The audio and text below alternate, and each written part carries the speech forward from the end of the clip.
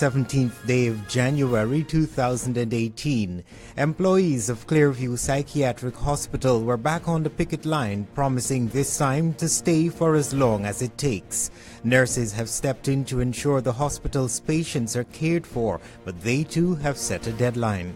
The fifth session of Parliament opens on Thursday with a speech from the throne.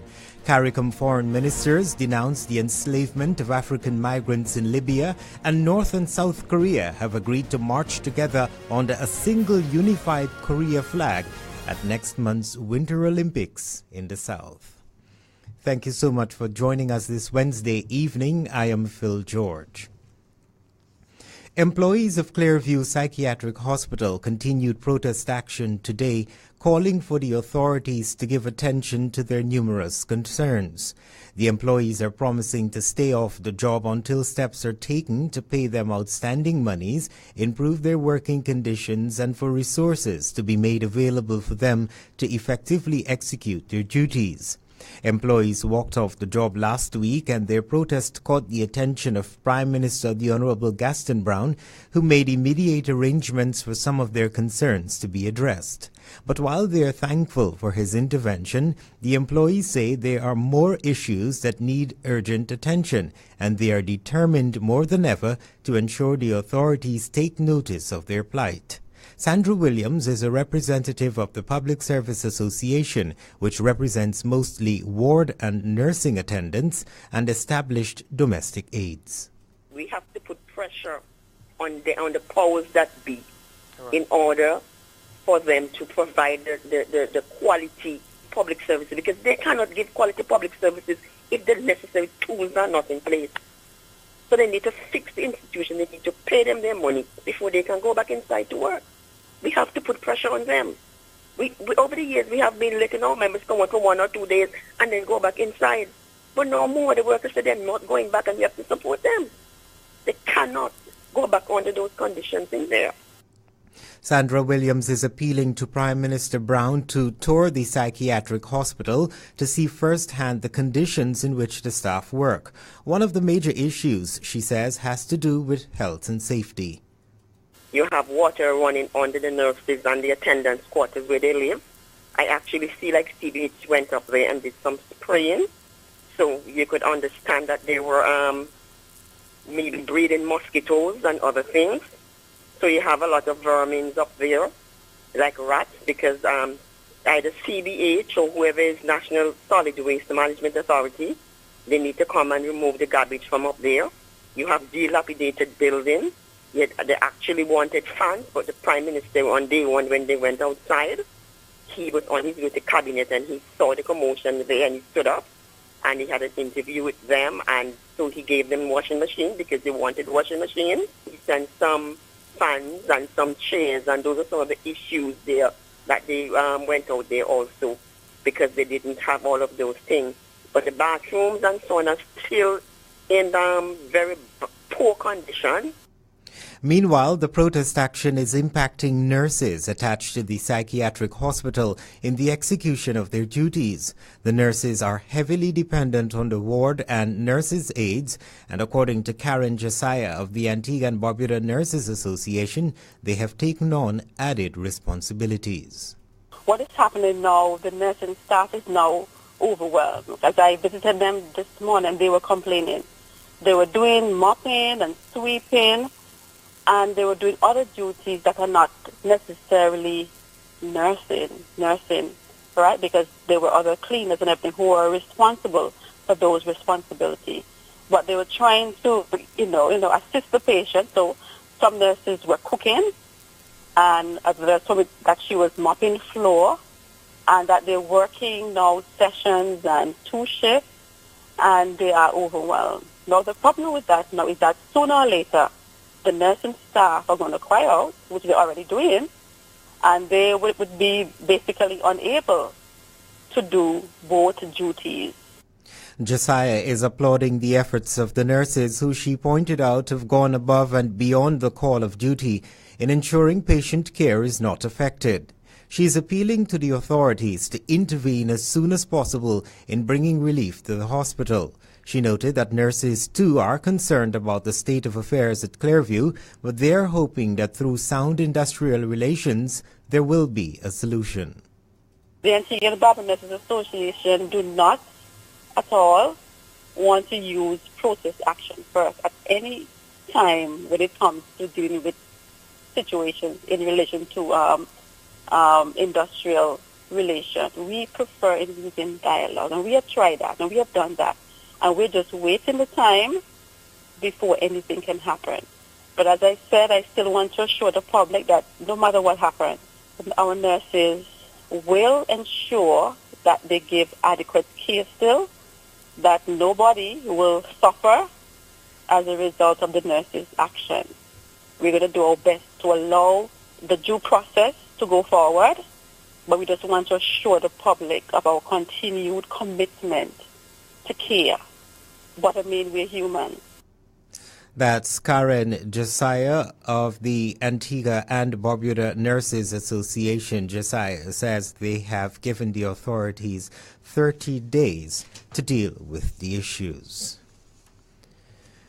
Well, lecturers attached to Antigua State College were back on the job today after staging 2 days of sit-ins. The decision to return to work followed a meeting that was held on Tuesday between officials from the Ministry of Education, Science and Technology, administrators of Antigua State College, and the Union of Tertiary Educators. Lecturers were protesting issues at the Golden Grove and Five Islands plants of the college that are hampering them in the execution of their duties. Director of Education Claire Brown says during Tuesday's meeting, concerns being expressed by the teaching staff were discussed in detail, and an agreement was reached that the issues at both Five Islands and the Golden Grove plants of the Antigua State College will be addressed as a matter of urgency. He made clear that the staff was in no way being neglected, adding that work began last year on rectifying some of the issues, but they encountered difficulties in acquiring certain equipment. All parties have also agreed to improve communication as they work together to bring about resolutions to the areas of concern. Another meeting is scheduled for next week between key parties to discuss the progress of work at Antigua State College. In other national developments this evening, government's plans for the upcoming parliamentary year will be unveiled when Governor-General Sir Rodney Williams delivers the annual speech from the throne tomorrow. His Excellency's speech from the throne will open the 5th session of Parliament. It is anticipated that the Governor-General will continue the theme of the Gaston Brown Antigua and Barbuda Labour Party administration of building an economic powerhouse during his presentation, which will focus on the accomplishments of the administration over the past year, and it will detail the government's thrust for the new parliamentary year. The speech from the throne is preceded by the inspection of the Guard of Honor by the Governor-General. The proceedings will commence at 9 tomorrow morning. Last year's speech from the throne was themed Realignment to Rebuild a Broken Nation. The minister responsible for information and telecommunications is projecting a transformation of the public sector through e-government will become evident within the next 1.5 to 2 years. Speaking on state television this morning, the Honorable Melford Nicholas says major steps are being taken to renew government's wide area network. This will ultimately result in an overall improvement of certain services and transform the way business is conducted. We have done a number of developments. Even this week, we will be receiving the handover of a private cloud facility that we acquired last year that had to go through installation, implementation, and testing. So I'm now happy to say that that is going to give us enough computing power to do what we want to do for the balance of this initiative. We are also undertaking to renew the government's wide area network. We have an installation plan that is going to start in the next 2 weeks by Cisco that will renew the whole network for the government in terms of all of our government offices. And as I've indicated at some point in time in the Parliament, we have now gone beyond a megabit world. We're now talking about gigabit. So this platform and this network will be at the core level would be up to 100 gigabits per second, and each of the ministerial offices will be linked into that core network with a minimum speed of 10 gigabits per second. That's going to allow us to be able to transfer and transport information seamlessly across the government in real time. Minister Nicholas explains that part of the transformation will involve the civil registry, which will be upgraded to allow for online that is, to allow the general public to conduct certain transactions online. We would have already done the work last year to effectively automate our civil registry. And this is going to be a fundamental and important development, because the civil registry really is what would give the citizen the identity in cyberspace, in the government cyberspace, to be able to move seamlessly to acquire services. And I think this is what the Jamaicans have tried to do. Again, we're going to learn from the experience in not executing before we communicate and get the buy-in. Development work has already been done. We had a tendering process in which a tender has been won, and it's a whole question of completing the financing to be able to start the implementation process. Again, of course, starting with the communication.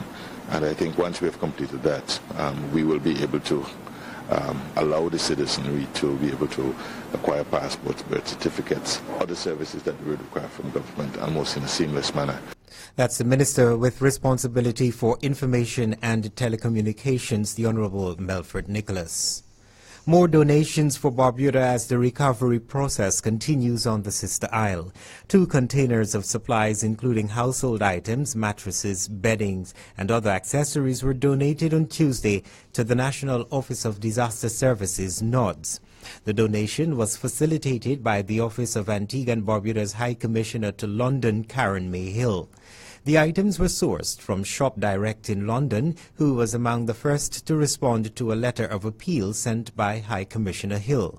According to the High Commissioner's liaison officer, Violet Lake, who handed over the containers, the High Commission office expects that the donations will assist the people of Antigua and Barbuda with the continuing work and take persons one step closer to returning to the Sister Isle.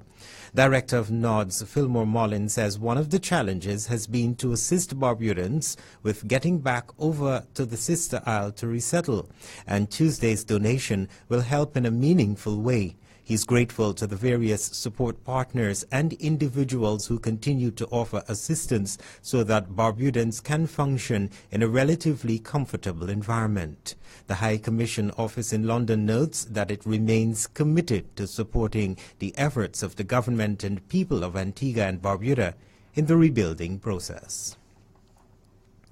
Well, the leader of the Democratic National Alliance is counting on Antiguans and Barbudans to propel her party into government to bring about what she describes as much-needed support in the country. Speaking at her party's unveiling of their St. John's Rural West candidate, Member of Parliament Joan Messiah says if her party forms the government at the next general election, all Antiguans and Barbudans will stand to benefit in a positive way, as her party stays true to its motto.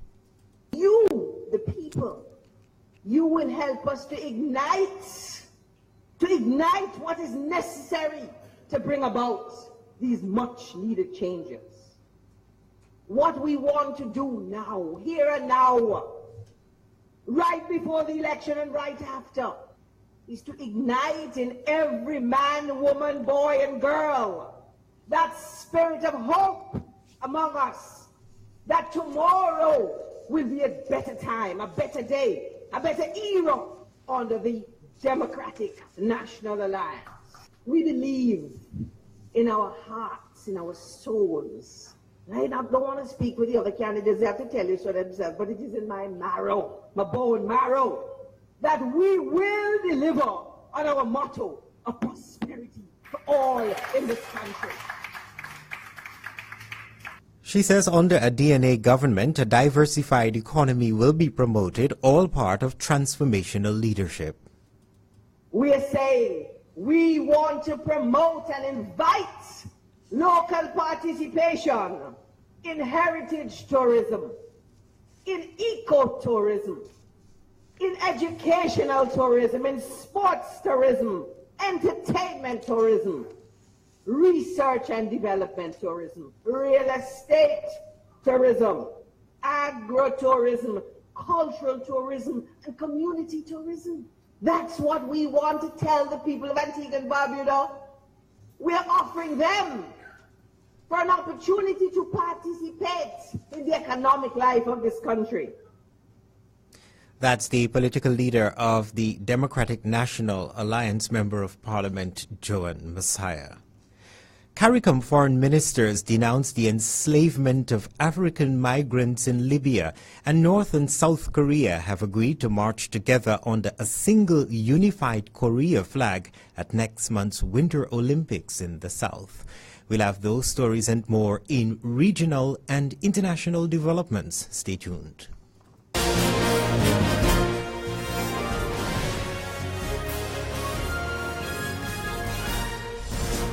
Thank you so much for staying with us this Wednesday evening. The time is now 14 minutes on 7 o'clock.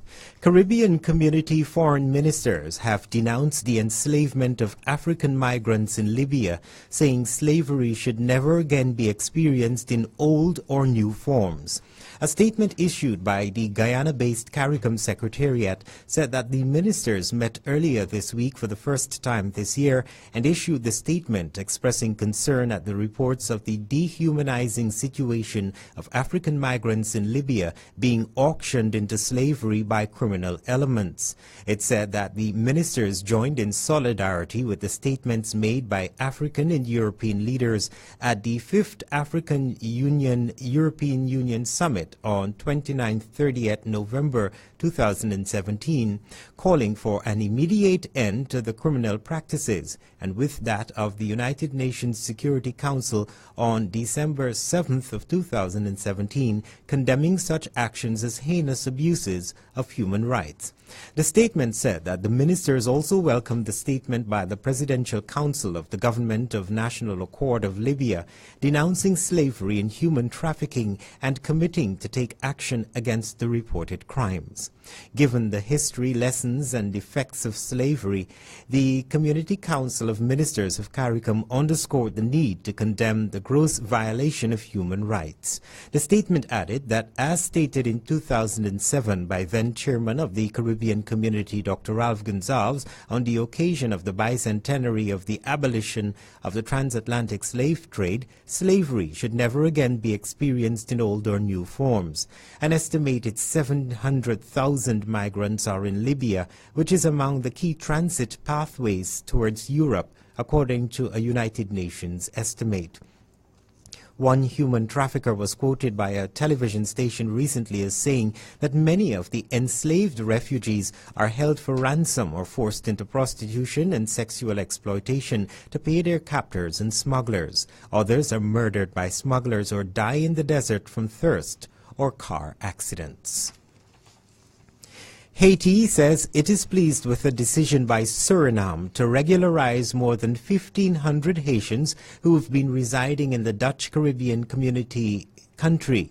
Consul General of the Republic of Haiti in Suriname, Alex Jospitre, accompanied by the Vice Consul Rosario Alexandre, held what has been described as important and fruitful meeting with Justice and Police Minister Ferdinand Welzin regarding the regularization of Haitians in that country.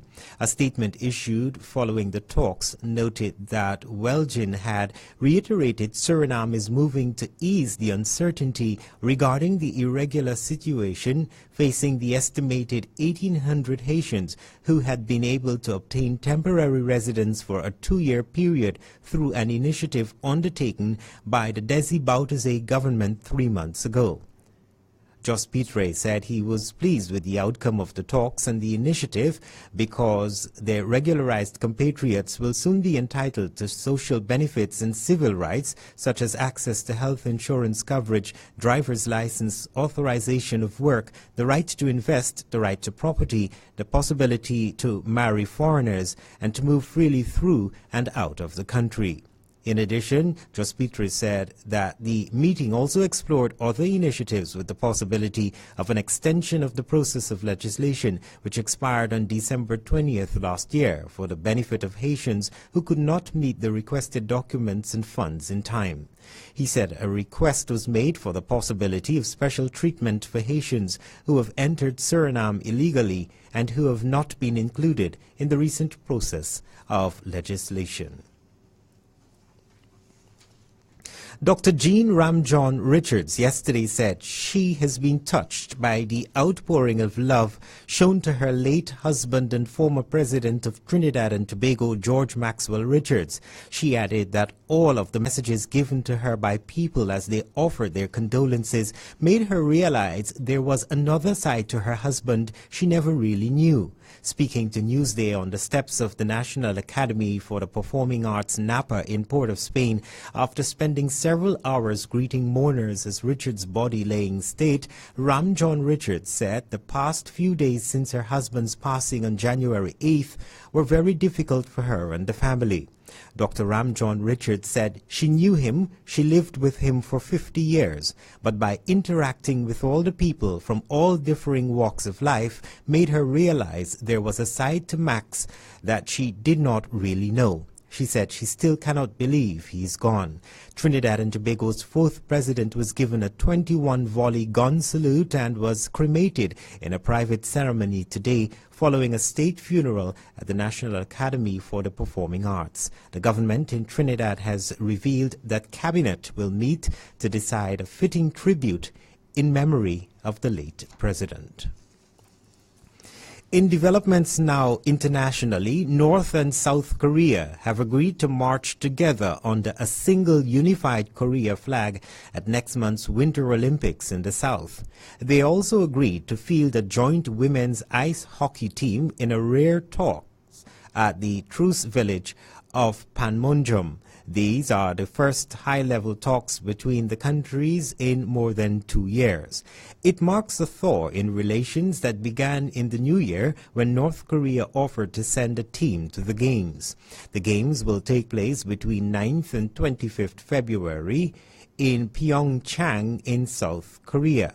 If the plans are realized, 100-strong North Korean delegation that's 100-strong North Korean delegation, including 230 cheerleaders, 140 orchestral musicians, and 30 taekwondo athletes, could cross into the south via the land border to attend the Winter Games. It will mean the opening of the cross-border road for the first time in almost 2 years. The two countries have also agreed to field a joint team for the sport of women's ice hockey. It would be the first time athletes from both Koreas have competed together in the same team at an Olympic Games. The North has also agreed to send a smaller 150-member delegation to the Paralympics in March. The agreement will have to be approved by the International Olympic Committee meeting in Lausanne, Switzerland on Saturday because North Korea has missed registration deadlines or failed to qualify. South Korea will also need to find ways to host the North Korean delegation without violating UN Security Council sanctions, outlawing cash transfers to Pyongyang, and blacklisting certain senior North officials. The United States government is 2 days away from a shutdown as lawmakers and the White House feud over immigration. Congress faces a Friday deadline to pass a stopgap measure that would fund federal agencies until next month. Democrats want the bill to include protections for immigrants who entered the United States illegally as children. Hopes of a bipartisan deal were scuttled last week after Mr. Trump's alleged use of a crude term during White House negotiations. Neither Republicans, who control both chambers of Congress and the White House, nor Democrats want to be blamed for a federal shutdown with crucial midterm elections looming in November. House Republicans are attempting to entice Democrats to vote for the continuing resolution by including a provision to extend the Children's Health Insurance Program CHIP for 6 years. CHIP, which provides health care for 9 million children, is near the top of Democrats' wish list. The House of Representatives could vote on the measure as early as Thursday, and if it passes, the bill will go to the Senate. At least some Democratic votes are needed to pass the budget measure ahead of Friday's deadline. However, the Republican proposal could also face opposition among their own hardline rank and file in the House. Republicans hope a provision in the bill to eliminate a tax on expensive health plans could appease conservative lawmakers. The World Health Organization is warning the Brazilian state of Sao Paulo, the country's most populous, is at risk of yellow fever. The WHO is recommending that travelers to the state and its capital, Sao Paulo, get a yellow fever vaccine before visiting. The warning comes after a significant rise in numbers of suspected and confirmed cases was reported. Local officials say travelers will not be at risk if they stay in cities. Brazilian Health Minister Antonio Nardi said the WHO advice stemmed from an excess of concern. He said that while there had been an increase in the number of reported cases, it did not constitute an outbreak. He also said that most people attending Brazil's famous carnival celebrations in February should be safe as they are held in large cities and not the rural and forested areas, which have seen the biggest increase in yellow fever cases. However, the WHO's advice is for all travelers to the state to get a vaccination at least 10 days prior to travel and to take measures to avoid mosquito bites. Brazilian health authorities said that since July of 2017, 35 cases of yellow fever had been confirmed. Of those, 20 cases proved fatal. Sao Paulo has been the worst affected state, with 20 confirmed cases. That's a roundup of regional and international developments. Stay with us. The weather report is next.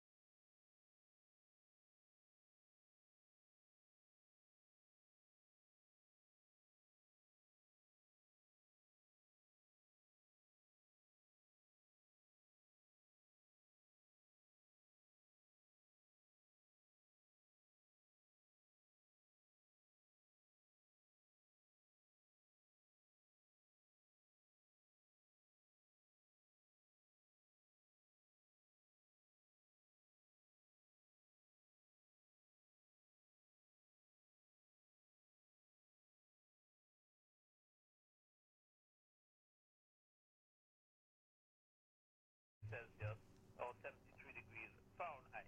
Sunrise time for tomorrow Thursday, 6:40 a.m. and sunset time for tomorrow, 5:55 p.m. Gentlemen, for the Met Office, reported. And so we end Point FM's nightly news for Wednesday, January 17th, 2018. Thank you so much for joining us. Now a recap of the headlines that made the news. Employees of Clearview Psychiatric Hospital were back on the picket line today, promising this time to stay for as long as it takes. Nurses, meantime, have stepped in to ensure the hospital's patients are cared for, but they too have set a 30-day deadline for the authorities to address serious concerns. The fifth session of Parliament opens on Thursday with the annual speech from the throne. CARICOM foreign ministers denounced the enslavement of African migrants in Libya, and North and South Korea have agreed to march together under a single unified Korea flag at next month's Winter Olympics in the South. thank you so much for joining us, those of you who joined by radio and those watching and listening on Facebook Live. On behalf of all of us here at Pointe FM, I am Phil George wishing you a pleasant evening, and be sure to join me again tomorrow. Goodbye.